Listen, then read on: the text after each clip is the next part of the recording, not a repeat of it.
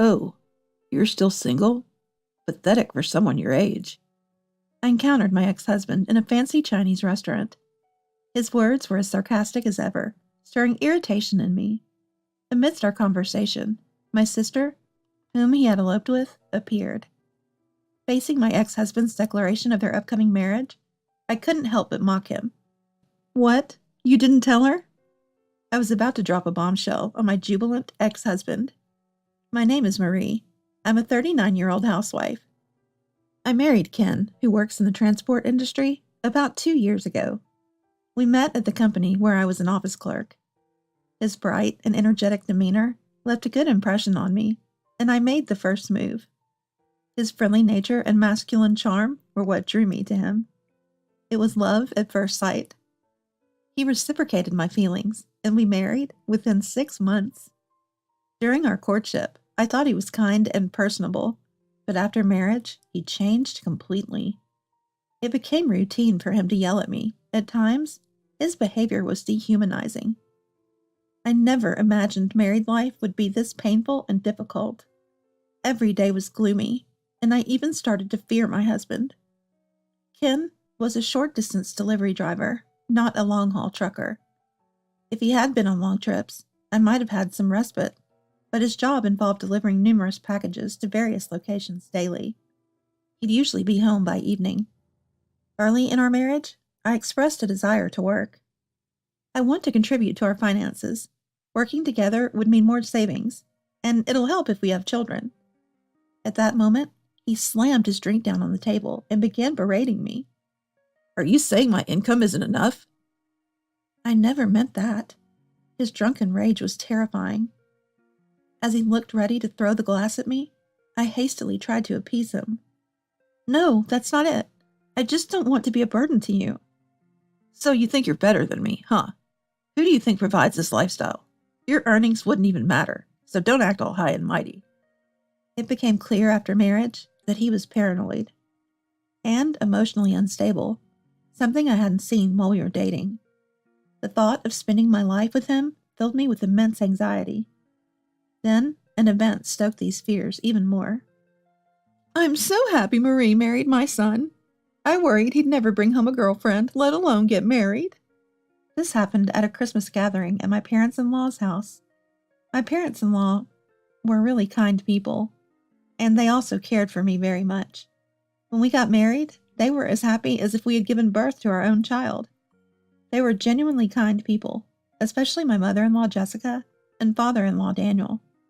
They cared for me dearly. The only solace in my stifling marriage was meals with my in-laws. But even in front of them, my husband began to make a spectacle of me. It all started at that family gathering. Aren't I lucky to have such a beautiful wife? Look at mine. She's gotten so out of shape. A relative joked about his wife, who playfully retorted while pinching his belly, lightening the mood. Then my husband chimed in. What are you talking about? Marie's figure is so bad, she barely looks like a woman. Your wife is way more elegant and attractive.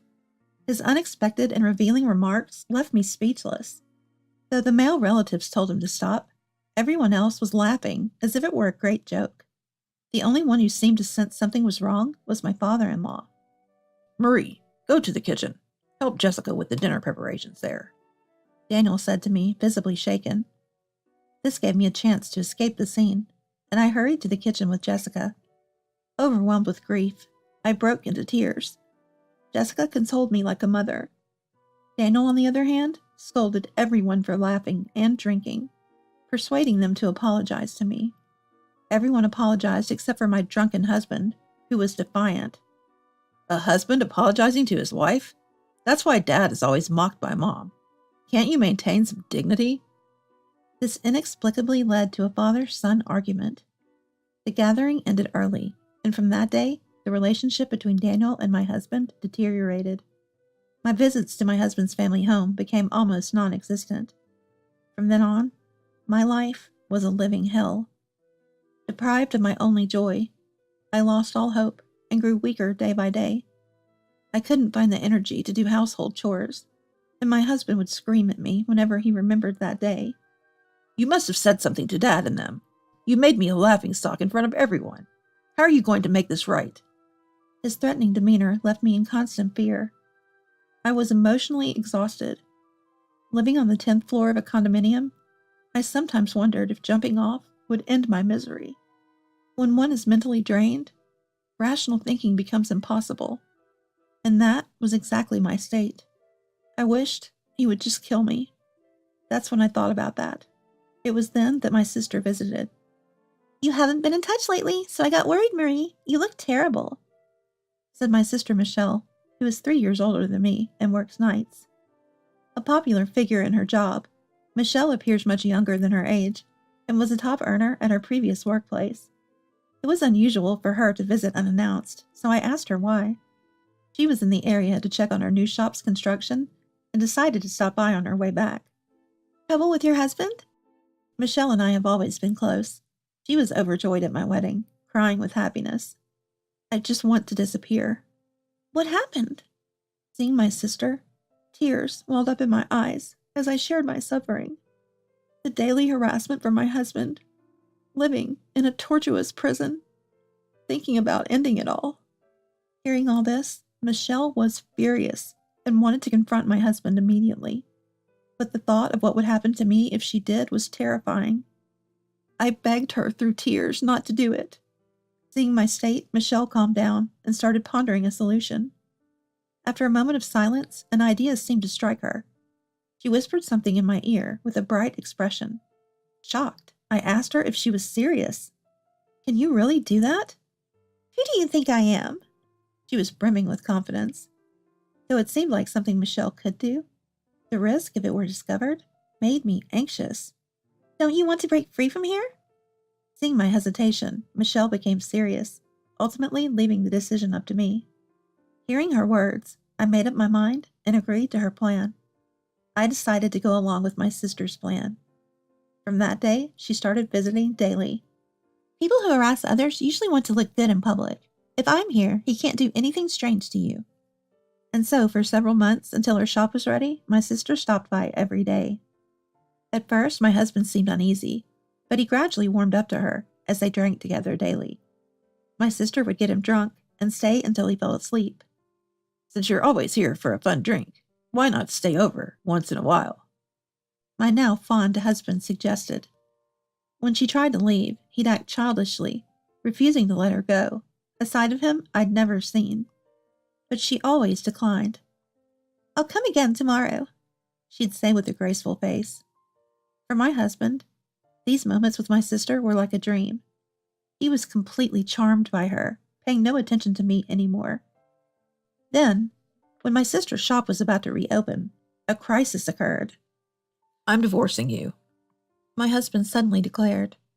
Naturally, I was shocked and demanded an explanation. "Why divorce all of a sudden?" "I've found someone I care about more than you. I'll be happy with her. This is the end for us. Leave the house." His selfish reasons were unacceptable to me, and I refused to agree to the divorce. But he was prepared for that, coldly stating he'd involve a lawyer. Later, during a discussion with a lawyer present, he continued his unbelievable tirade. "Is money all you want? How much do you need? Just name your price and let's end this." He was clear about his lack of love for me. Willing to pay to get rid of our marriage, his words dripping with annoyance. The lawyer, seemingly uncomfortable, showed me documents about standard settlements, looking at me with concern. "So you have no love left for me. I guess your heart is with..." Realizing who he had in mind, I hung my head. Understanding resistance was futile, and accepting the divorce terms. "Fine, I'll ask for $30,000. It was a sum usually not granted without infidelity. But he didn't hesitate, likely thinking he could easily earn it back. He rejoiced at the thought of an uncomplicated divorce. Unaware of the true situation, I watched him with a meaningful, cunning smile. The divorce proceedings moved forward without him ever realizing my true feelings. However, my agreement to the divorce was strongly opposed by his parents. When I went to inform them, they scolded him and defended me. "What are you thinking?" "That's right. Marie has been so devoted to our family, and now you want a divorce? To leave for someone you like is utterly childish." Jessica tearfully tried to convince him. while Daniel, red-faced and agitated, reprimanded him. But to him, their words seemed only a nuisance. He picked his ear and frowned in annoyance. What does it matter if Marie agrees to it? That's only because you pushed her into it with a lawyer. It was clear they didn't want the divorce. They truly cared for me like their own child, and the thought of us parting saddened them. Their pleas echoed my guilt for betraying them. I loved them too, and wished I could have remained their daughter. If my husband hadn't turned out this way, perhaps I could have had a happy life with them. Regret was all I felt, and tears involuntarily spilled from my eyes. Really, they're so annoying. I'm done with you, Marie. I'm going to marry someone important and be happy. No more complaints. My husband, infuriated by my parents-in-law's words, began to shout and defy them. Of course, they would never approve of such a marriage, and my husband was told off on the spot. Thus, he left his parents' home and eloped with the woman he loved, finalizing our divorce. Half a year later, I was at a fancy Chinese restaurant, enjoying a meal with my parents when it happened. Isn't that Marie? It was my ex-husband who called out to me as I stepped out to make a phone call. It's been a while. You're still alive, huh? His usual condescending tone distorted my face involuntarily. I must have been glaring at him with a furrowed brow. What's with that face? If you have something to say, say it. Even in public, he looked down on me with a cold stare, though he didn't yell. I turned my face away, holding back my anger. You can't even stand up for yourself. But you've gotten bolder, huh? Have you found a boyfriend or two since then? My provocative attitude seemed funny to him, and he laughed mockingly. This insensitivity was something I came to know only after marrying him. I hated myself for not realizing it sooner. It doesn't matter to you anymore. Even though I didn't answer, he presumptuously decided I had no lover, taunting me continuously. He let out a mocking laugh as he continued to provoke me. Oh, still single. Pitiful for someone your age. He leaned in, looking triumphant. About to mock me further when, "Oh, Ken and Marie, I didn't expect to find you here." My sister entered the restaurant and called out to us. Michelle, perfect timing. I was just about to tell Marie. My ex-husband's face lit up, vulgarly, as he put his arm around my sister. I watched calmly, giving him a chilly look. I was going to tell you that Michelle and I are getting married. He pulled my sister closer, beaming proudly. I had easily guessed the reason for my divorce was his actions towards my sister. Instead of feeling hurt, I looked at them emotionlessly. Sorry, I'm the one getting happy here. But hey, you're not bad looking. Maybe you'll find someone. I'm off to build a happy home with my girlfriend. He was about to continue when, "Sorry, Ken. I can't marry you." My sister gently brushed off his hand and spoke cheerfully. Confused, he stared at her, not understanding the situation. "Actually, I never had any feelings for you." Wait, what do you mean?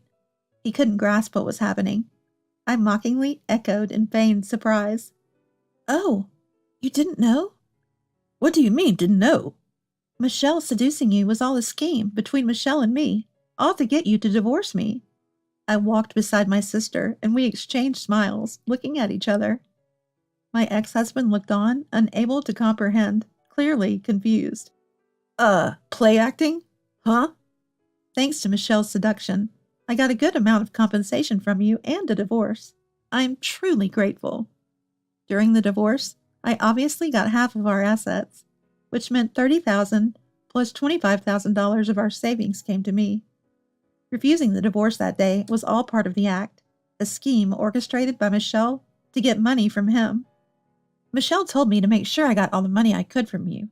I desperately wanted the divorce, but agreeing too quickly might have aroused suspicion, so I played along." There's no way Michelle would say such a thing. My ex-husband couldn't accept the truth and kept denying my words. I tilted my head, feigning confusion. Michelle is going to marry me. She wouldn't say such terrible things. To take such business talk seriously, I was merely entertaining a client as part of my job. Michelle, looking troubled, spoke with her eyebrows furrowed. Putting her hand on her cheek, she said with a sigh, "I was only entertaining you as a client. I never had any feelings for you. Sorry for getting your hopes up. You mean you've been deceiving me all this time? For half a year? You were a good customer. You were the top spender in my shop. So prideful, always striving to match what others spent. It was quite adorable. Michelle spoke with a mocking laugh. My ex-husband, completely fooled by her act, shouted in the restaurant. So everything about wanting to be with me and asking me to leave Marie was all a lie? Of course. Who would want to be with a man who harasses others? What? Michelle's sharp words angered him further, and he became visibly agitated. I cautiously watched their exchange, touching my mobile phone discreetly. It was hard to make you fall for me, but your simplicity helped.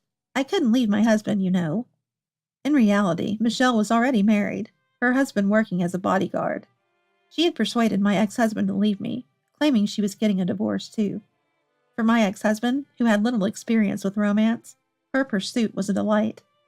A sense of superiority in stealing her from someone else.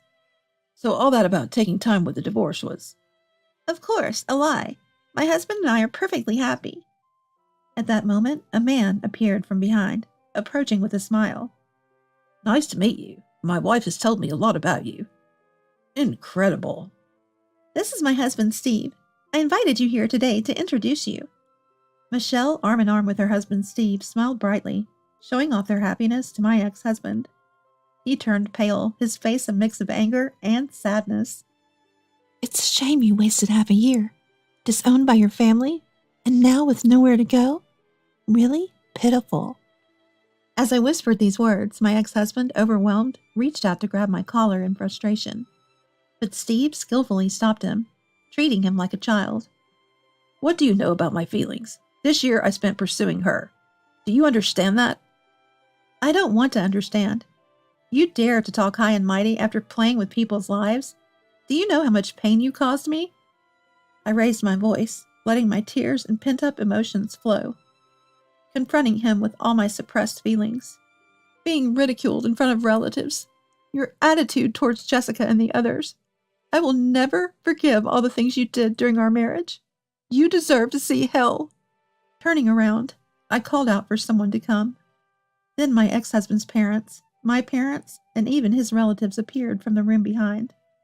Let's show them your true self and how pitiful you really are. While he looked puzzled, I played the voice recorder I got from my sister, playing his cringeworthy sweet talk to her. Are you really going to leave Marie? Of course. I don't need someone who's only good for housework. I prefer someone with an adult and attractive figure, like you, Michelle. His voice dripping with smugness as he hit on my sister was cringe-inducing. Despite the discomfort, I continued playing the recording, exposing my ex-husband in front of our relatives. But you liked Marie, didn't you? No way. A woman who's only good as a housemaid? I never really liked her. I married her just to boost my own status. No real feelings involved. The relatives showed their disgust at my husband's words. He began to rage, demanding to stop the recording. But Steve, strong and determined, held him back, even as he shouted in protest. She was always obedient to me, just a little threat, and she'd comply, more of a servant than a wife. I have no attachment or regrets about her. Hearing this evidence of his harassment, my in-laws distorted their faces in anger, and everyone unanimously condemned him. He was completely alienated, criticized by everyone. You're a disgrace to our family. How could you say such things about your own wife? It's shameful for a man to act like this. I'm embarrassed he's part of our family. While everyone looked at him with disdain, I spoke to him in a cold tone. You have no one on your side anymore. Understand this and never come near our family again. I never want to see your face again. I triumphantly stopped the voice recorder and asked Steve to escort my ex-husband out. He struggled to respond, but it was futile, and he was thrown out of the restaurant. Even after the doors were locked, he caused a scene outside until the police were called and took him away. My sister and I high-fived, sharing joy in our successful revenge. We ordered food for a celebratory party, and everyone comforted me for my struggles and suffering. It was good to book the whole restaurant. I'm glad everyone could enjoy themselves without worry, my sister remarked, having arranged the venue. I expressed my gratitude to my sister for everything. enjoying a meal together for the first time in a while. This marked my successful revenge on my ex-husband. After that, he reportedly stalked my sister, resulting in police involvement and a painful lesson from Steve. He never dared to show up again after being intimidated by Steve. 13 years have passed since then, and I now handle the accounting for my sister's shop. I still keep in touch with my in-laws, occasionally going out for meals with them. I am forever grateful to my sister for saving me from my hell. As I work hard alongside her, I vowed to repay this immense debt of gratitude someday.